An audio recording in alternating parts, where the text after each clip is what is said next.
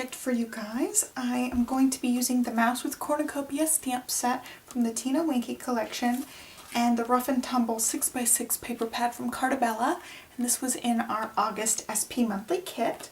So I went ahead and colored up my little mouse here, and I pulled two pieces of paper from the collection that are red and yellow because I wanted to coordinate with these colors.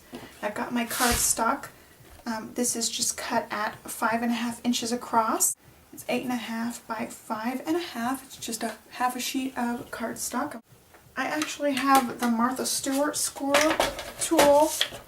I like this one because it has 1/8 inch increments on it. So I had a score pal and an ultimate crafter's tool, and the crafter's tool was only like 8 inches wide, but it had the 8 inches or the 1/8 of an inch marks. And this one actually combined what's best about the ultimate tool and the score pal. Has the 8 inch increments, and it actually goes to 12.5 inches. So that's why I decided to switch. I'm just using a stylus. I'm going to mark it at 4.25 to make a standard card. And don't look too closely at my nails. You know, I usually have my nails all nicely done, but we've been working in our garden, getting out all the weeds and getting ready to plant bulbs this fall. So my nails are a total wreck, so try not to look at them. I'm going to have this on the card kind of to the side, and I'm going to have twine wrapping around it with a big button on the twine so you can see the twine sticking out, and I'll work on that in a little bit. But first, let's get our papers. I'm going to cut this a little bit closer around some of these edges, and then I'm going to cut this to fit so you just see a little bit of the yellow. This is 3 7/8 by about 2 7/8. So I cut this matte layer 4.25 by 3.25 this way. So that gives me a little bit of matte around the whole image. Get this attached. I like just so I can see just a little bit of the yellow. I'm just using my AdTech tape runner. Get all my layers connected. Let's see, let's put that in the middle. Line it up so it's not crooked. Okay. Got that one. This red piece is cut at 5.25 by 4 inches, and that gives me just a little bit of edge around the whole card. Go ahead and get this one attached.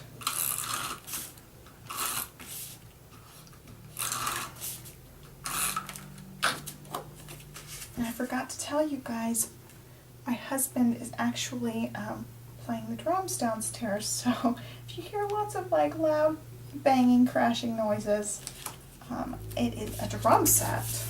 Since the background's red, I think I'm going to switch colors for this one. I've got this cappuccino that'll look a little bit better. So there's one. I'm going to actually do 2 strands of thread because I've got a button with 4 holes, and then I can make a double bow, so it'll look really pretty. I'm just going to thread all of these strands through the holes. Then I can tie a big double bow. Okay, so there are the strands. Get this on here. I want it to be way over to the edge. Let's get it lined up down the center here. All right. I'm going to hold 2 strands and just tie with 2 strands, and then we'll end up with a pretty bow. Let's make sure that's the right spot. That looks good to me.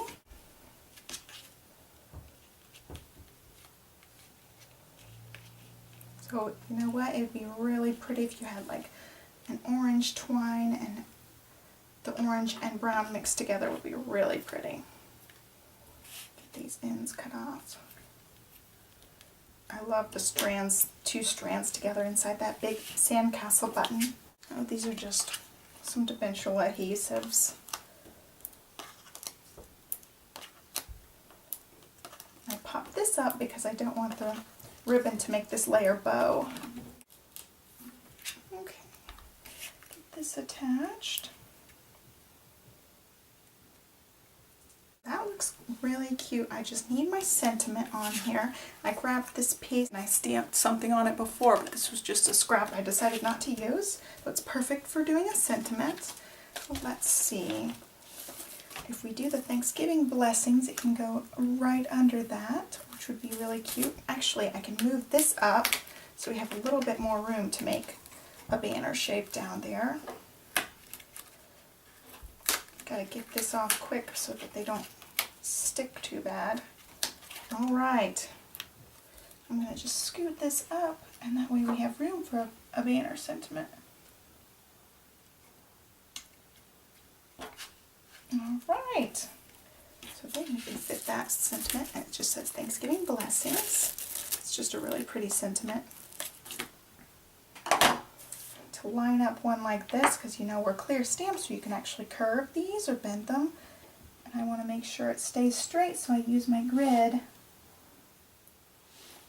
Line it up, and that way my sentiment is straight. I'll just stamp it on here.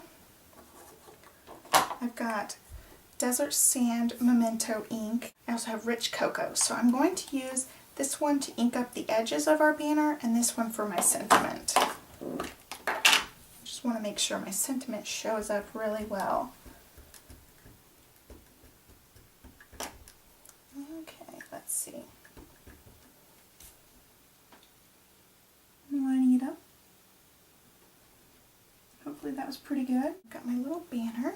I'm going to cut notches into both sides of this little banner. And it'll fit right under there. To make it pretty, I'm going to ink it up with this Desert Sand ink just around the edges to give it some definition. I'm going to get that attached real quick.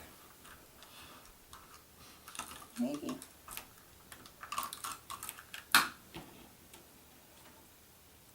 Make sure no glue's on the front. It was pretty thin.